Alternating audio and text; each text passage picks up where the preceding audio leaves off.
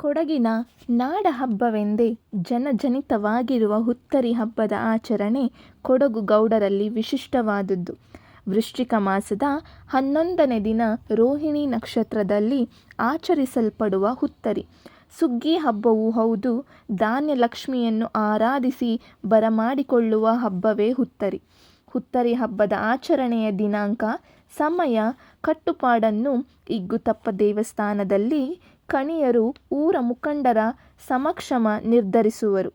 ಇಗ್ಗುತಪ್ಪ ದೇವಸ್ಥಾನದಲ್ಲಿ ಹಾಕಿದ ಕಟ್ಟನ್ನು ದೇಶಕಟ್ಟು ನಿರ್ಣಯ ಎನ್ನುವರು. ಹುತ್ತರಿ ಹಬ್ಬವು ಪುತ್ತರಿ ಎಂದರೆ ಹೊಸ ಅಕ್ಕಿ ಎಂಬ ಪದದಿಂದ ಬಂದಿದೆ. ಈ ಹಬ್ಬವು 1 ವಾರ ಕಾಲ ನಡೆಯುತ್ತದೆ.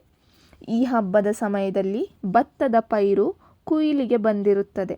ಅದನ್ನು ಪ್ರಥಮವಾಗಿ ಕುಯ್ದು ಅದಕ್ಕೆ ಕದಿರು ಎಂದು ಹೇಳುತ್ತಾರೆ.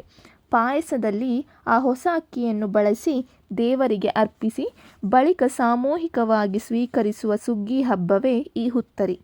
ಹಬ್ಬಕ್ಕೆ 1 ವಾರ ಮುಂಚೆಯೇ ಯುವಕರು ಕೋಲಾಟ ಕಲಿಯುತ್ತಾರೆ. ಕಲಿತವರು ಮರೆಯದ ಹಾಗೆ, ಹೊಸಬರು ಕಲಿಯುವ ಹಾಗೆ ಅಭ್ಯಾಸದ ಕಟ್ಟುಪಾಡು ಸಂಪ್ರದಾಯವಿರುತ್ತದೆ.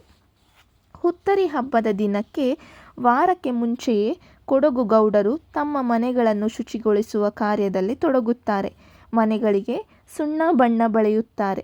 ಹಬ್ಬದ ದಿನ ಮಾವಿನ ತೋರಣ, ಚೆಂಡು ಹೂವಿನ ವಿಶೇಷ ಅಲಂಕಾರವನ್ನು ಬಾಗಿಲು, ಕಿಟಕಿ, ನೆಲ್ಲಕ್ಕಿಗೆ ಮಾಡುತ್ತಾರೆ. ಹುತ್ತರಿ ಹಬ್ಬಕ್ಕೆ ಬೇಕಾದ ಸಿದ್ಧತೆಗಳನ್ನು ಮಾಡಿಕೊಳ್ಳುತ್ತಾರೆ. ಊರ ದೇವಾಲಯಗಳಲ್ಲಿ ಪೂಜೆ ಮಾಡುವ ಬ್ರಾಹ್ಮಣನು ಮನೆಗಳಿಗೆ ಹೋಗಿ ತೀರ್ಥ ಪ್ರೋಕ್ಷಿಸಿ ಬರುತ್ತಾನೆ. ನೆಲ್ಲಕ್ಕಿ ನಡುಬಾಡೆಯಲ್ಲಿ ತೂಗು ದೀಪದಡಿಯಲ್ಲಿ ಹುತ್ತರಿ ಚಾಪೆ ಹಾಸಿ, ಹುತ್ತರಿ ಕುಕ್ಕೆಯಲ್ಲಿ ಮಾವಿನ ಎಲೆ, ಅರಳಿ ಎಲೆ ಮೊದಲಾದ ಎಲೆಗಳನ್ನು ಇಟ್ಟು ಕುಕ್ಕೆಯ ತುಂಬ ಭತ್ತ ತುಂಬಿ ಅದರ ಮೇಲೆ ಒಂದು ಬಳ್ಳದಲ್ಲಿ ಭತ್ತ ತುಂಬಿಟ್ಟು ಅದರ ಮೇಲೆ ಅರ್ಧ ಸೇರಿನಲ್ಲಿ ಅಕ್ಕಿ ತುಂಬಿಡುತ್ತಾರೆ. ಹುತ್ತರಿ ಕುಡಿಕೆಯಲ್ಲಿ ತಂಬಿಟ್ಟು ಹಾಕಿ ಅದರ ಪಕ್ಕದಲ್ಲಿ ಹಾಲು, ತುಪ್ಪ, ಜೇನುತುಪ್ಪ, ಎಳ್ಳು, ಶುಂಠಿ, ತೆಂಗಿನಕಾಯಿ, ಹಾಗಲಕಾಯಿಯ ಮುಳ್ಳು ಇತ್ಯಾದಿಗಳನ್ನಿಡುತ್ತಾರೆ. ಹತ್ತಿರದಲ್ಲಿ ಕುಡುಗೋಲು, ಮುಕ್ಕಾಲಿಯ ಮೇಲೆ ದೀಪ, 3 ವೀಳ್ಯದೆಲೆ, 3 ಅಡಿಕೆಗಳನ್ನಿಡುತ್ತಾರೆ. ಅನಂತರ ಅರಳಿ, ಕಂಬಳ, ಹಲಸು, ಕಾಡುಗೇರು, ಮಾವಿನ ಮರದ ಎಲೆಗಳನ್ನು ಒಂದರ ಮೇಲೊಂದಿಟ್ಟು ಸುರುಳಿ ಮಾಡಿಡುವರು ಮತ್ತು ಅದನ್ನು ಸೇರಿಸಿ ಅಚ್ಚಿನಾರ್ ಎಂಬ ಬಳ್ಳಿಯಲ್ಲಿ ಕಟ್ಟುತ್ತಾರೆ. ಅನಂತರ ಬೇಯಿಸಿದ ಹುತ್ತರಿ ಗೆಣಸು, ಸಕ್ಕರೆ, ಜೇನುತುಪ್ಪ, ಹುರಿದ ಅಕ್ಕಿಯ ಪುಡಿ, ಬಾಳೆಹಣ್ಣು ಸೇರಿಸಿ ತಯಾರಿಸಿದ ತಂಬಿಟ್ಟು ಹುತ್ತರಿಯ ವಿಶೇಷ ಫಲಾಹಾರ.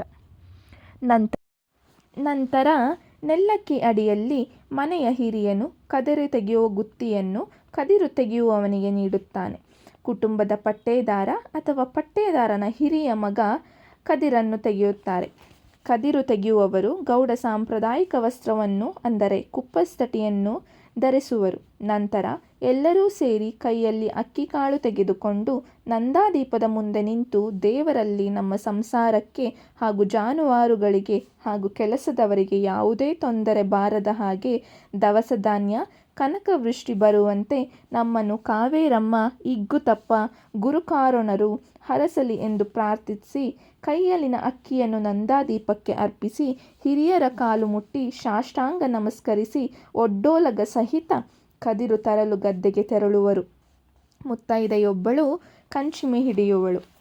ಕದಿರು ತೆಗೆಯುವ ಗದ್ದೆಗೆ ದಾರಿಯಲ್ಲಿ ಶೃಂಗರಿಸುತ್ತಾರೆ. ಕದಿರು ತೆಗೆಯುವ ಗದ್ದೆ, ಕದಿರು ಕೊಯ್ಯುವ ಸ್ಥಳ ನಿರ್ಧರಿಸಿ ಅಲ್ಲಿ ಬಾಳೆಗೊನೆ ಕಟ್ಟಿ ಸ್ವಾಗತದ ಕಮಾನನ್ನು ನಿರ್ಮಿಸುವರು. ತೋರಣಕ್ಕೆ ಮಾವಿನ ಎಲೆ, ಚೆಂಡು ಹೂವಿನ ವಿಶೇಷ ಅಲಂಕಾರ ಮಾಡುವರು. ಕದಿರು ಕುಯ್ಯುವ ಗದ್ದೆಗೆ ತೆರಳಿ ನೆರೆ ಕಟ್ಟುವವನು ಕುಯ್ಯುವ ಕದಿರಿನ ಬುಡಕ್ಕೆ ಗುತ್ತಿಯಲ್ಲಿದ್ದ ಹಾಲು, ತುಪ್ಪವನ್ನೆಲ್ಲವನ್ನು ಅರ್ಪಿಸಿ ಬುಡವನ್ನು ಕಟ್ಟಿ ಆಕಾಶಕ್ಕೆ ಒಂದು ಗೌರವದ ಗುಂಡನ್ನು ಹಾರಿಸುತ್ತಾರೆ. ದೇವರನ್ನು ಪ್ರಾರ್ಥಿಸಿ ಕದಿರು ಕುಯ್ಯುತ್ತಾರೆ. ಇತರರು ಪೊಲಿ ಪೊಲಿ ದೇವ ಎಂಬ ಪ್ರಾರ್ಥನಾ ಘೋಷದೊಂದಿಗೆ ಪಟಾಕಿಗಳ ಶಬ್ದದೊಂದಿಗೆ ಕೈಯಲ್ಲಿ ಭತ್ತದ ತೆನೆಯೊಂದಿಗೆ ಪೊಲಿ ಪೊಲಿ ದೇವ ಎಂದು ಉಚ್ಚರಿಸುತ್ತಾ ಅದ್ದೂರಿಯಿಂದ ಮನೆಗೆ ತೆರಳುತ್ತಾರೆ. ಪೊಲಿ ಪೊಲಿಯೇ ಬಾ ಎಂದರೆ ತುಂಬಲಿ ತುಂಬಲಿ, ಇನ್ನೂ ಹೆಚ್ಚು ತುಂಬಲಿ ಎಂಬರ್ಥ. ಅಂದರೆ ಸಮೃದ್ಧಿಯಾಗಲಿ ಎಂಬ ಆಶಯ. ಭತ್ತ ತೆನೆಯ ಬುಡಗಳನ್ನು ಬೆಸ ಸಂಖ್ಯೆಯಲ್ಲಿ ಕೊಯ್ದು ಕುಕ್ಕೆಯೊಳಗಿಟ್ಟು ತಲೆಯ ಮೇಲಿಟ್ಟುಕೊಂಡು ಊರ ದೇವಾಲಯಕ್ಕೆ ತೆರಳಿ ಪೂಜೆ ಸಲ್ಲಿಸಿ ಅಲ್ಲಿ ಕದಿರು ಕಟ್ಟಿ ನಂತರ ಮನೆಗೆ ತೆರಳುವುದು. ಮನೆಗೆ ಬಂದಾಗ ಮುತ್ತೈದೆಯರು ಅಂಗಳದಲ್ಲಿ ರಂಗೋಲಿಯನ್ನು ಹಾಕಿ ಮಧ್ಯದಲ್ಲಿ ದೀಪವನ್ನು ಹಚ್ಚಿಡುತ್ತಾರೆ.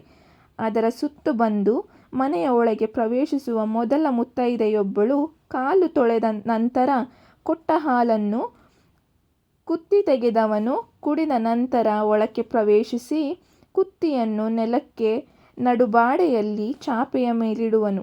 ಕದಿರನ್ನು ಮನೆ ಬಾಗಿಲಿಗೆ, ಭತ್ತದ ಕಣಜಗಳಿಗೆ, ಬಂದೂಕು ಪೆಟ್ಟಿಗೆ, ಅಟ್ಟಕ್ಕೆ, ದನದ ಕೊಟ್ಟಿಗೆಗೆ, ಬಾವಿ ಕಟ್ಟೆಗೆ, ನೀರಿನ ಹಂಡೆಗೆ ಕಟ್ಟುವರು. ನಂತರ ಏಲಕ್ಕಿ ಹಿಟ್ಟು ಮಾಡುತ್ತಾರೆ. ಏಲಕ್ಕಿ ಹಿಟ್ಟು ಎಂದರೆ ಅಕ್ಕಿ ಪುಡಿ, ಬಾಳೆಹಣ್ಣು, 7 ಚಿಕ್ಕ ಕಲ್ಲಿನ ಹರಳು, 7 ಭತ್ತ ಇವುಗಳನ್ನು ತೆಳ್ಳಗೆ ಕಲಿಸುತ್ತಾರೆ. ಅವನ್ನು ಉಂಡೆ ಮಾಡಿ ಅರಳಿ ಎಲೆಗಳ ಮೇಲಿಟ್ಟು ಹಿರಿಯರ ಹೆಸರು ಹೇಳಿ ಮನೆಯ ಮಾಡಿಗೆ ಎಸೆಯುತ್ತಾರೆ. ಆ ದಿನ ಮಾಡಿದ ಭಕ್ಷ್ಯ ಪದಾರ್ಥಗಳನ್ನು ಅಗ್ರಬಾಳೆ ಎಲೆಯ ಮೇಲಿಟ್ಟು ಸತ್ತವರ ಗೋರಿಗೆ, ಸಮಾಧಿಗೆ ಮತ್ತು ಕನ್ನಿಕೋಂಬರೆಯಲ್ಲಿ ನೈವೇದ್ಯ ಮಾಡುವರು. ಇವೆಲ್ಲ ಆದ ನಂತರ ಊಟದ ಅಂದಿನ ಊಟದಲ್ಲಿ ವಿಶೇಷವಾಗಿ ಅಕ್ಕಿಯ ಚಪ್ಪೆ ಪಾಯಸ, ಶುಂಠಿ ಚಟ್ನಿ ಮತ್ತು ಹುತ್ತರಿಗೆಣಸಿನ ಸಾರು ಇರುತ್ತದೆ. ಊಟದ ವೇಳೆ ಅರಳಿ ಎಲೆಗಳಲ್ಲಿ ಏಲಕ್ಕಿ ಪುಟ್ಟನ್ನು ಎಲ್ಲರಿಗೂ ಕೊಡುವರು. ಅದರಲ್ಲಿ ಭತ್ತ ಸಿಕ್ಕಿದವರು ಸಂತೋಷ ಪಡುತ್ತಾರೆ, ಕಲ್ಲು ಸಿಕ್ಕಿದವರು ಒಂದು ರೀತಿಯ ಸಮಾಧಾನ ವ್ಯಕ್ತಪಡಿಸುತ್ತಾರೆ.